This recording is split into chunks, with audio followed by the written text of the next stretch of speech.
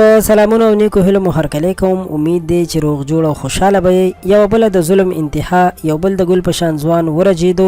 د عبید په نوم یو ځوان چې د مردان اوسېدونکی و، ظالمانو په ډېره بېدردۍ وژلی چې بیا د هغه لاش په بورۍ کې بند په سحر کې پیدا شو. د دې ټولې واقعې نه ځان خبرولو لپاره او د کورنۍ خبرې او د قاتل باره کې معلومات همدلته وګورئ.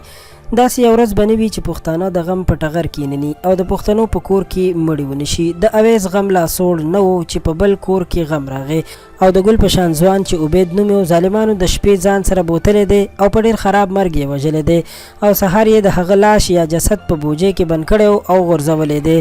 د کورنۍ خلک یې وایي چې ټوله شپه مو د عبید تلاش وکړو، خو د هغه هیڅ معلومات ونه شول چې سهار راته د هغه مړی په یو بوجۍ کې په پټو کې په نظر راغی چې په سر ویشتل شوی و.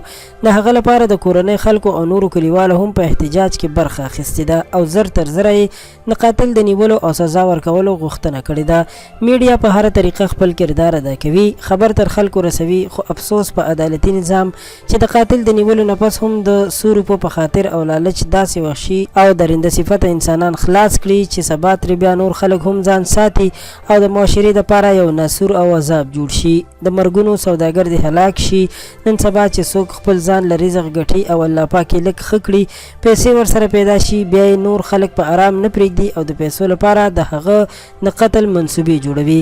خدای دې وکړي چې داسې خلکو ته سخته سزا ورکړل شي او د خلکو لپاره د عبرت یو نشان جوړ شي، ځکه که دا واقعیات همداسې جاري وي نو په پښتنو سیمو کې به هېڅوک هم محفوظ پاتې نشي. د ویډیو د کتلو مو مننه کوم. پښتو پوسټ چینل در سره سبسکرایب کړئ. ډیره مننه.